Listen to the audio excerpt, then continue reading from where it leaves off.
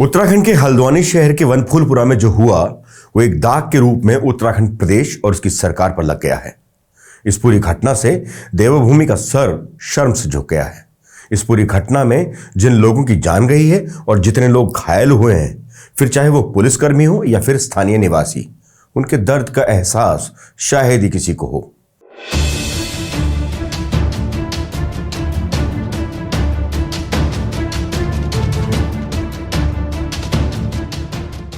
हमने देखा है कि कैसे लोग घायल हुए और कैसे पथराव की वजह से महिला पुलिसकर्मी समेत अन्य पुलिसकर्मी।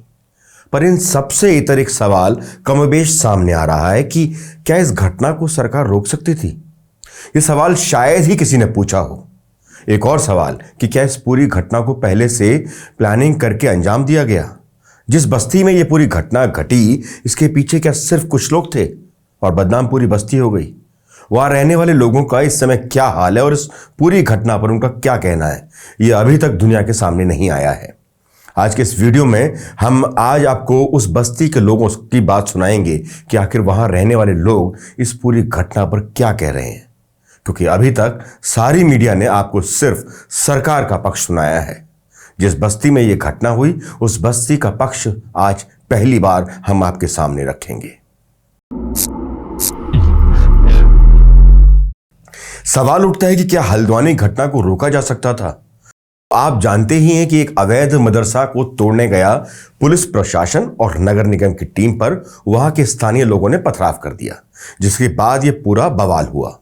उसके बाद आप जानते हैं कि क्या क्या हुआ। अब प्रशासन से इस मामले में क्या गलती हुई, यह भी जान लीजिए।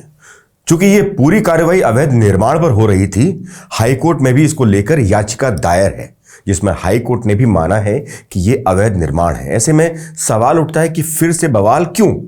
तो इसमें शायद प्रशासन की जल्दबाजी और लापरवाही भी देखने को मिली है, क्योंकि नगर प्रशासन कोर्ट के आदेश के बाद इस जगह पर पहले ही कब्जा ले चुका था और अभी हाई कोर्ट में इस मामले में 14 फरवरी को फाइनल सुनवाई होना बाकी था। ऐसे में सवाल यह उठता है कि जब नगर निगम इस पर पहले ही कब्जा ले चुका था और कोर्ट से अभी फाइनल सुनवाई 14 फरवरी को होनी थी, तो फिर सुनवाई से पहले ही प्रशासन को इतनी जल्दबाजी इस निर्माण को तोड़ने की क्यों थी?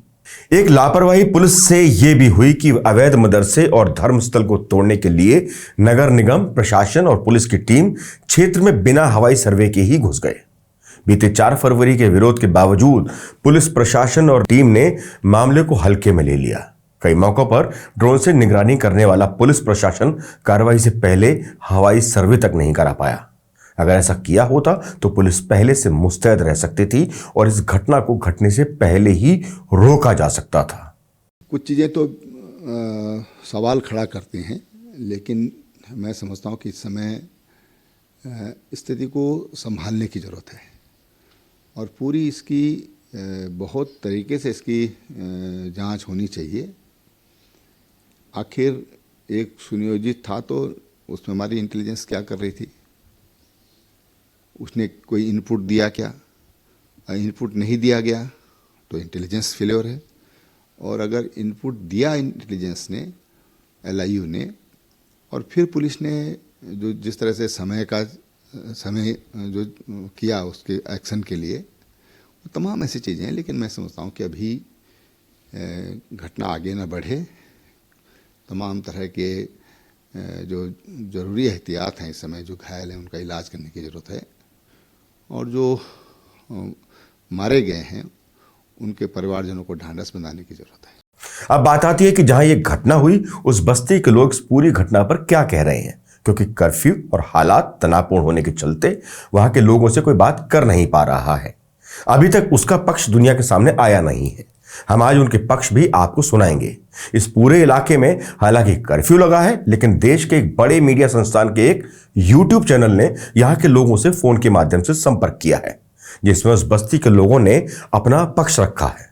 संबंधित संस्थान के रिपोर्टर के द्वारा की गई उनकी फोन रिकॉर्डिंग हम आपको हूबहू सुना रहे हैं। आप भी सुनिए वहां के लोग आखिर कह क्या रहे हैं।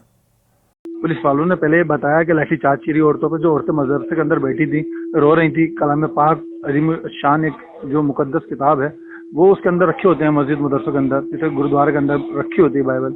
हर चीज के अंदर, मस्जिद के अंदर, मंदिरों के अंदर गीताएं रखी होती हैं। जब वो चीज धराशायी होती तो जाहिर सी बात है उनको ठेस पहुंचती। तो लोग औरतें आदमी वहाँ के कलाम पाक उठा रहे थे मस्जिद मदरसों में से, तो उठाने के पर्पज से उन पर लाठीचार्ज की गई। जब उन पर लाठी पुलिस ने मारी तो इधर से लोगों ने पथराव किया। जब लोगों ने इधर से पथराव किया तो उधर से पुलिस ने भी किया। आप वीडियो में भी देख सकते हैं कि पुलिस वाले भी उठा के पत्थर मार रहे हैं। हमने यहाँ के एक स्थानीय निवासी से बात की। हालात की गंभीरता को देखते हुए वे अपनी पहचान छिपाकर ही हमसे बात कर पाए। आप लोग जब ये सब हो रहा था आप लोग क्या कर रहे थे उस समय, कहाँ पे थे? मैम पूरा शहर अपने काम में था, सभी समुदाय यहाँ मिलजुल कर काम करते हैं, सब मिलजुल कर अपने काम कर रहे थे। पुलिस प्रशासन एकदम अचानक से, क्योंकि यहाँ यूसीसी जो लागू हुआ है कानून, उसको लेकर छावनी बना रखी है पूरे उत्तराखंड में, तो उसकी पुलिस लगी है पूरे शहर में। उस पुलिस पूरी प्रशासन को अचानक से उसमें कोई विरोध नहीं हुआ यूसीसी कानून को लेकर पूरे प्रदेश में, तो उसको लेकर हमारे पूरा कुमाऊं में जो है किसी भी तरीके का विवाद नहीं हुआ। और वो प्रशासन यहाँ मौजूद था। अचानक से प्रशासन, वो सारा प्रशासन को प्रोटोकॉल मिलती होगी, जो प्रशासन सीधा बगीचे के अंदर मलिक के बगीचे में आता है और आते ही 3-4 बुलडोजर आने के साथ उसको धराशायी करने के लिए आ जाते हैं। तो लगभग ही 5 बजे यहाँ पुलिस आ गई थी और डरावना माहौल हो गया था। शहर के जो मेन मुख्य बाजार है वो बंद होना चालू हो गया था। उसके बाद हम लगभग यहाँ तकरीबन 8 बजे पहुंचे हैं, तो यहाँ खूब अफरा तफरी थी, लोग घरों के अंदर थे, डरावना माहौल था और कर्फ्यू जैसी बात सुनने को मिल गई थी और प्रशासन बहुत ज्यादा परेशान कर रहा था लोगों को, और लोगों ने भी उधर से परेशान करना प्रशासन को चालू किया था। किस तरीके से, मतलब आप बता सकते हैं कुछ आपने देखा हो या उस वक्त क्या स्थिति थी? प्रशासन पे आप इल्जाम लगा रहे हैं तो कैसे आप बता सकते हैं? देखिए मैम, मैं प्रशासन पे इल्जाम लगाने का सीधा मौजूद यही है कि जब और हमारी हाईकोर्ट में तारीख थी और हाईकोर्ट में 14 तारीख मिल चुकी है सुनवाई की, अगली डेट मिल चुकी थी, तो प्रशासन को हमारे जो एरिया के जो जिम्मेदार होते हैं, उलमा होते हैं, उनसे मीटिंग कर बातचीत करते, तो भैया इसको हम ध्वस्त करेंगे, उन लोगों से बातचीत करते, वो लोग आवाम को समझाते। इस वजह से मैं उन पर आरोप लगाता हूँ, क्योंकि उनको कोई ऐसी व्यवस्था नहीं थी जिससे कि शांतिपूर्वक माहौल लेता। अगर प्रशासन हमारे जिम्मेदार लोगों को, उलमा लोगों को या नेता लोगों को बातचीत करता कि भाई हम इसको ध्वस्त करने वाले हैं, तो उनसे मीटिंग होती, वो आवाम को समझाते, किसी भी तरीके का ऐसा बवाल नहीं होता। प्रशासन क्या भूल चुका था कि किसी भी धार्मिक स्थिति को तोड़ेंगे तो लोग नहीं बोलेंगे? क्या सोचा था प्रशासन ने? यह प्रशासन की सोची समझी साजिश थी कि इसको यहाँ पर ऐसा उग्रवाद कराना है। ये तो आस्था का मामला है, और आस्था को मैम, ये तो पूरे वर्ल्ड में हिंदुस्तान फेमस है, यहाँ हर एक धर्म को सम्मान मिलता है।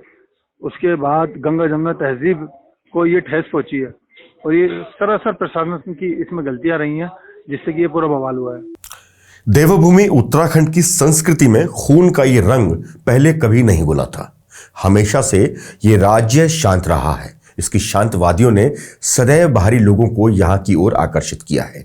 यही वजह है कि हल्द्वानी की इस घटना ने पूरे उत्तराखंड के मन मस्तिष्क को झकझोर दिया है।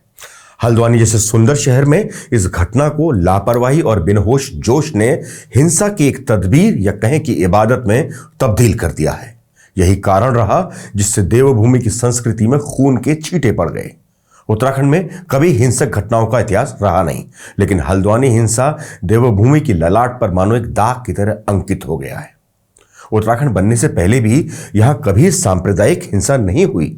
उत्तराखंड का मिजाज हमेशा से लोगों को जोड़ने वाला रहा है।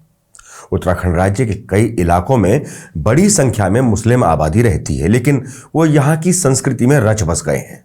लोगों के घरों के निर्माण करने से लेकर मंदिरों तक की सजावट तक के हर काम में उनका सहयोग होता है। एक सुखद पहलू यह भी है कि भले ही लोग उन्हें रहीम, इकबाल, सुलेमान के नाम से पुकारते हो, लेकिन कई बार हम उनके मुख से स्थानीय बोली सुनते हैं, जो ये बताता है कि वह किस तरह से यहाँ की संस्कृति में घुल मिल गए हैं। हरिद्वार, रुड़की, उधम सिंह नगर जैसे शहरों में पड़ोसी राज्यों से आकर लोग बसे हैं। मिक्स आबादी के चलते यहाँ सामाजिक ताना बाना भले बदला हुआ है, लेकिन सभी ने एक दूसरे को अपनाया है। मैदान और पहाड़ दोनों जगह में ही मुस्लिम समुदाय के लोग रहते हैं, लेकिन आपसी तालमेल से यहाँ लोग व्यापार से लेकर कई कार्यक्रम में मिलजुल कर साथ चलते हैं, साथ हिस्सा लेते हैं। वक्त के साथ कई ऐसी घटना भी देखने को मिली हैं जो आपसी सौहार्द बिगाड़ने की तरफ इशारा करती रही हैं, लेकिन दोनों ही पक्षों के बड़े बुजुर्ग समझदार लोगों ने इसे सुलझाने का काम भी किया है। इस बात का अंदाजा इस बात से लगाया जा सकता है कि पिछले साल उत्तरकाशी के पुरोला में एक घटना के बाद लव जिहाद के मामले ने तून पकड़ा था। इस दौरान देवभूमि की शांत फिजाओं में नफरत और सांप्रदायिकता का जहर घोलने का प्रयास किया गया। मुस्लिम समुदाय के लोगों की कई पीढ़ियां यहां बसी थीं, यही वजह रही कि लोगों ने एकजुटता दिखाई और शांतिपूर्ण माहौल स्थापित किया। अब इस पूरी घटना की जांच चल रही है। फिर हल्द्वानी में ऐसा क्या हो गया जो संभाले नहीं संभला और बात इतनी आगे बढ़ गई कि 6 लोग मौत के काल के गाल में समा गए और न जाने कितने पुलिसकर्मियों के सर फूटे और कईयों को गंभीर हालत में हॉस्पिटल जाना पड़ा। खैर, इसके बारे में सरकारी जांच शुरू हो गई है। अब उस जांच की रिपोर्ट कब तक आएगी उसका इंतजार करने के अलावा कोई चारा नहीं है। हल्द्वानी के हालात फिलहाल कंट्रोल में हैं। प्रदेश के डीजीपी अभिनव कुमार ने खुद मौके पर ही डेरा डाला हुआ है, लेकिन तनाव अभी भी कायम है। इस घटना की जितनी भी निंदा की जाए कम है। इस उपद्रव में शामिल लोगों पर कानून को सख्त से सख्त कार्रवाई करनी चाहिए और जल्द करनी चाहिए, फिर चाहे वो कोई भी हो, किसी भी धर्म या मजहब का हो, जिसकी उम्मीद भी है, ताकि ये एक नजीर बन सके और फिर कभी कोई इस देवभूमि में इस तरह की घटना को अंजाम देने से पहले कई बार सोचे। फिलहाल इस वीडियो में इतना ही। हमारी ये लोगों से अपील है कि वो शांति को बनाए रखें। नमस्कार।